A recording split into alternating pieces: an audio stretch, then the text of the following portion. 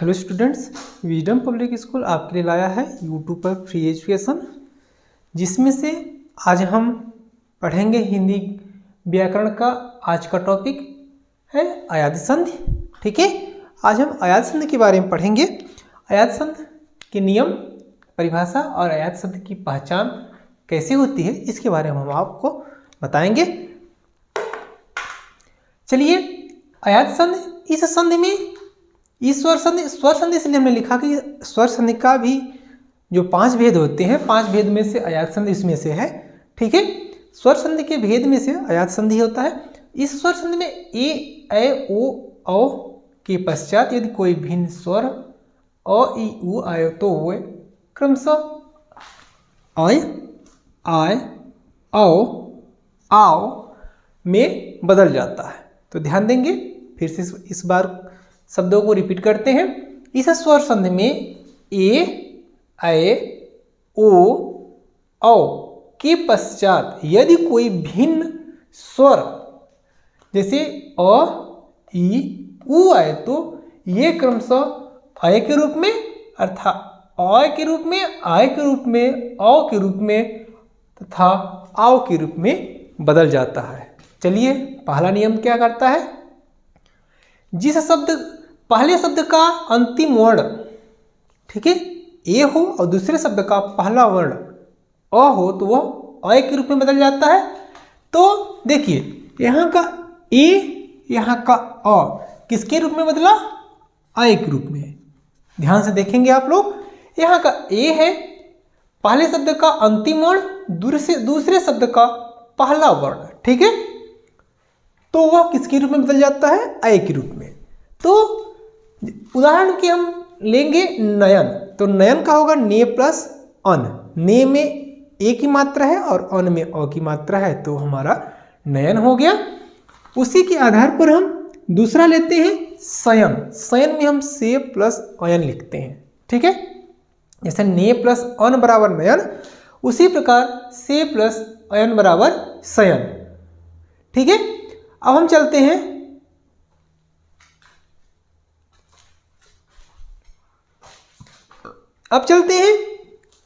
दूसरे में से प्लस अन।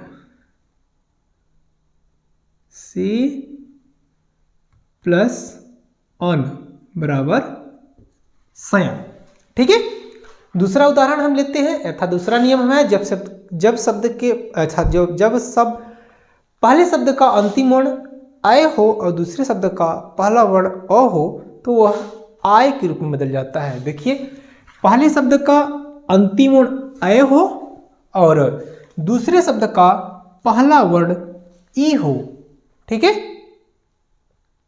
पहले शब्द का अंतिम वर्ण अय और दूसरे शब्द का इसमें नहीं दिया है, तो पहले शब्द का अंतिम वर्ण अय और दूसरे शब्द का पहला वर्ण अ हो तो वह आय के रूप में बदल जाता है। जैसे नायक का होगा नय प्लस अक। क्या होगा? नय प्लस अक बराबर क्या होगा? नायक। नय हमारा पहला शब्द है, पहले शब्द का अंतिम वर्ण अय है और अक हमारा दूसरा शब्द है, दूसरे शब्द का पहला वर्ण अ है, तो अय प्लस अ मिलकर के आय के रूप में बदल जाता है। तो नय प्लस अक बराबर नायक हो गया। उसी प्रकार गय प्लस अन बराबर गायन हो गया। गय हमारा पहले शब्द का अंतिम वर्ण अय, दूसरे शब्द का पहला वर्ण अ मिलकर के गायन के रूप में बदल गया, अर्थात गायन का होगा संधि विच्छेद गय प्लस अन। तीसरा नियम हमारा कहता है जब पहले शब्द का अंतिम वर्ण ओ हो और दूसरे शब्द का पहला वर्ण अ हो तो वह अ के रूप में बदल जाता है। ठीक है, जैसे पो हमारा पहला शब्द है, पो में अंतिम वर्ण हमारा ओ है, दूसरे शब्द का पहला वर्ण अन है, अन में पहला वर्ण आपका अ आएगा, तो ओ प्लस अ बराबर अ के रूप में बदलता है, तो पो प्लस अन बराबर पवन के रूप में हो गया। अगला हमारा उदाहरण है भो प्लस अन बराबर भवन। उसी के आधार पर भो प्लस अन बराबर क्या होता है? हमारा भवन हो गया, क्योंकि भू हमारा पहला शब्द है, पहले शब्द का अंतिम वर्ण ओ है, दूसरे शब्द का पहला वर्ण अ है, उसके आधार पर हमारा भवन हो गया। अगला चलते हैं, जब पहले शब्द का अंतिम वर्ण औ हो और दूसरे शब्द का पहला वर्ण अ हो। ठीक है, पहले शब्द का अंतिम वर्ण अ और दूसरे शब्द का पहला वर्ण आपका अ हो तो वह आओ के रूप में बदल जाता है। ध्यान देंगे उदाहरण के आधार पर, पौ प्लस अक। पौ हमारा पहला शब्द है और अक हमारा दूसरा शब्द है, तो पहले शब्द का अंतिम वर्ण और दूसरे शब्द का पहला वर्ण। तो पौ प्लस अक, पौ में हमारा अ है, अक में हमारा अ है। ठीक है, पौ का अंतिम शब्द अंतिम वर्ण और दूसरे शब्द का पहला वर्ण मिलकर के हमारा पावक बन गया। पावक का संधिच्छेद क्या होगा? पौ प्लस अक, पौ धन अक। उसी के आधार पर हमारा पौ प्लस अन, पौ प्लस अन। पौ हमारा पहला शब्द है, पहले शब्द का अंतिम वर्ण हमारा अ और दूसरे शब्द का पहला वर्ण अ है, अर्थात पौ प्लस अन बराबर क्या हो गया? पावन। चलिए अगले नियम की ओर चलते हैं। जब पहले शब्द का अंतिम वर्ण अ आए, पहले शब्द का अंतिम वर्ण क्या है? अ, और दूसरे शब्द का पहला वर्ण उ आए तो वह आओ के रूप में बदल जाता है। किसके रूप में? आओ के रूप में। जैसे भाव प्लस उक, भाव हमारा पहला शब्द है, भाव में पहला शब्द है तो अंतिम वर्ण हमारा औ आएगा। उक जो है दूसरा शब्द है, दूसरे शब्द का पहला वर्ण हमारा उ होगा, तो भाव प्लस उक बराबर भावुक हो गया। ठीक है हमारा। अब चलते हैं, इस प्रकार हमारा स्वर संधि के जो भेद थे वो पूरे हो गए। अब हम अगली संधि बताए थे, संधि हमारी जो होती है 3 प्रकार की थी, स्वर संधि, व्यंजन संधि और विसर्ग संधि। तो हमारा स्वर संधि का हमारा पूरे भेद कंप्लीट हो गए। अब हम चलते हैं व्यंजन संधि के बारे में। ठीक है, अब हम किस में चलते हैं? व्यंजन संधि के बारे में। चलिए, व्यंजन संधि क्या होते हैं, इसकी परिभाषा क्या होती है, इसकी पहचान कैसे होती है, अर्थात पहचान कैसे कर सकते हैं, इसके बारे में आपको बताएंगे। चलिए, जब मिलने वाली दो ध्वनियों में से, जब मिलने वाली दो ध्वनियों में से एक अथवा दोनों व्यंजन हो तो वहां व्यंजन संधि होती है। ध्यान देना, जब मिलने वाली दो ध्वनियों में से क्या कहते हैं? एक अथवा दोनों व्यंजन हो। ठीक है, एक में से एक अथवा दोनों व्यंजन हो तो वह वहां पे जो होता है वह व्यंजन संधि कहलाता है। चलिए हम पहले नियम पर ध्यान देते हैं। पहला नियम हमारा कहता है व्यंजन संधि का कि पहले शब्द के अंत में आने वाला वर्ण अपने वर्ग का तीसरा वर्ण हो जाता है। पहले शब्द के अंत में आने वाला वर्ण, तो ध्यान देंगे वर्ण क्या होता है। जैसे आपका वर्ण के बारे में, जैसे आपको बोलेगा कि क वर्ग क्या होता है, जैसे क वर्ग। ठीक है, क वर्ग में आपका क ख ग घ अंग आएगा। ठीक है, उसी प्रकार अब ख का वर्ण नहीं होता, ध्यान देंगे क वर्ग के बाद च वर्ग आता है। ठीक है, क्या आता है? च वर्ग। च वर्ग, च वर्ग में क्या आएगा? च छ ज झ इया। ठीक है, ये हमारा किसके वर्ग आएंगे? च वर्ग में। तो इसी के आधार हमारे जो वर्ग होते हैं तो अपने के तीसरे के रूप में बदल जाता है। जैसे क होगा तो वह क का तीसरा क्या होगा? क ख ग। तो पहले का क्या किसके रूप में बदलेगा? ग। पहले वर्ण का अंतिम वर्ण के रूप में बदल जाता है। ठीक है, तो चलिए उदाहरण के माध्यम से हम चलते हैं। यहां पे दिक प्लस अंबर लिखने हमने क्या लिखा? दिक प्लस अंबर। दिक प्लस अंबर, तो यहां पे पहले शब्द के अंत में आने वाला वर्ण, ध्यान देंगे पहले शब्द के अंत में आने वाला वर्ण अपने वर्ण का तीसरा वर्ण हो जाता है। अपने वर्ग का तीसरा वर्ण हो जाता है। इन्हीं पर हमें ध्यान देना होगा। तो पहले शब्द, ये हमारा पहला शब्द है। पहले शब्द के अंत में आने वाला वर्ण, पहले शब्द का अंत वाला जो वर्ण है वो हमारा क है। ठीक है, क्या है? क है। तो क वर्ग में क्या क्या आता है? क ख ग घ अंगा।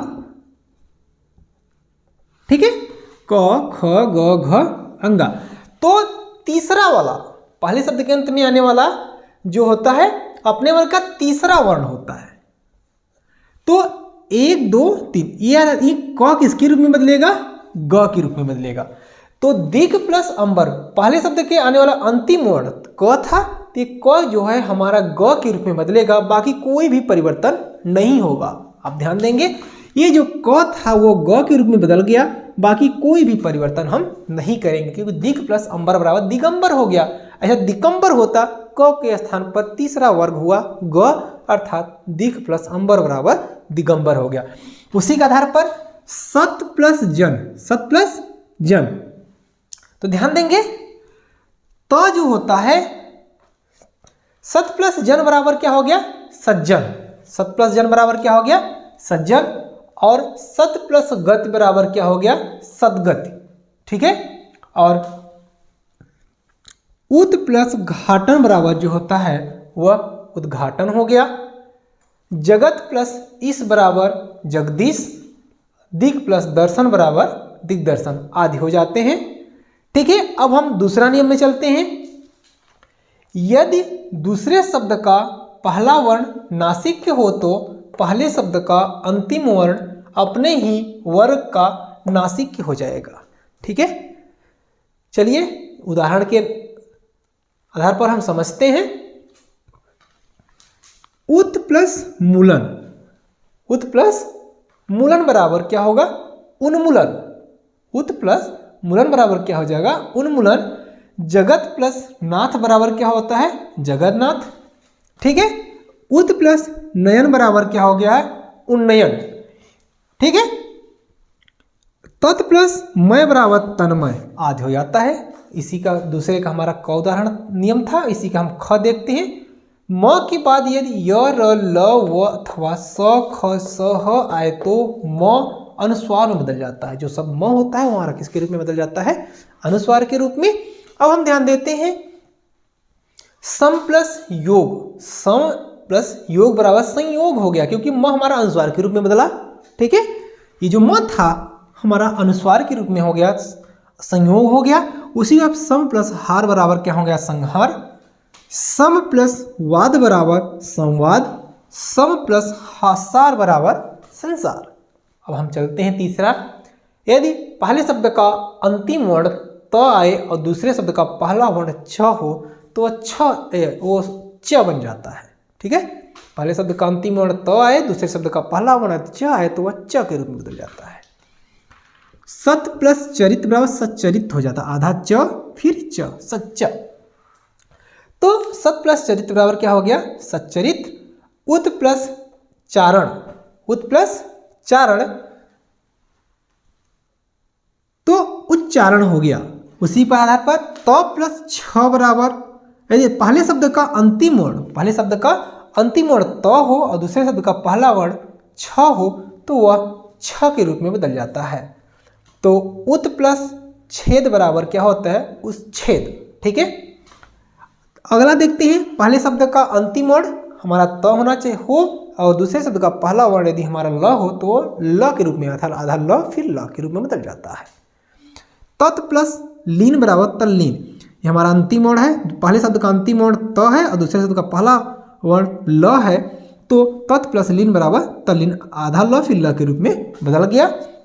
बाकी जो पाई मात्रा थी वो पाई मात्रा आपके पास थी। उत प्लस लास बराबर उल्लास हो गया। ठीक है। अब हम अगला चलते हैं।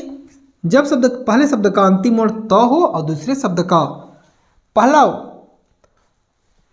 शब्द ह हो तो वह ध के रूप में बदल जाता है, अर्थात द फिर ध के रूप में बदल जाता है। जैसे उत प्लस हार, उत प्लस पहले शब्द का अंतिम वर्ण त है और हार शब्द का पहला शब्द जो है वर्ण हा है तो वह उद्धार के रूप में बदल गया। उसी आधार पर तत् प्लस हित बराबर तद्धित हो गया। ठीक है। अब अगला चलते हैं। पहले शब्द का अंतिम वर्ण त हो, दूसरे शब्द का अंतिम वर्ण, दूसरे शब्द का पहला वर्ण स हो तो वह आधा च छ के रूप में बदलता है, छ के रूप में, अर्थात जैसे उत प्लस श्वास बराबर उच्छ्वास, उत प्लस श्वास बराबर उच्छ्वास। इसी प्रकार व्यंजन संधि की पहचान के नियम हैं। अब हम आपको अगली वीडियो में संधि, स्वर संधि का पूरा हो गया, व्यंजन संधि भी हो गया। अब हम आपको नेक्स्ट वीडियो में हम आपको विसर्ग संधि के बारे में बताएंगे। तब आप वीडियो को लाइक, सब्सक्राइब एवं शेयर जरूर करें। ठीक है, धन्यवाद।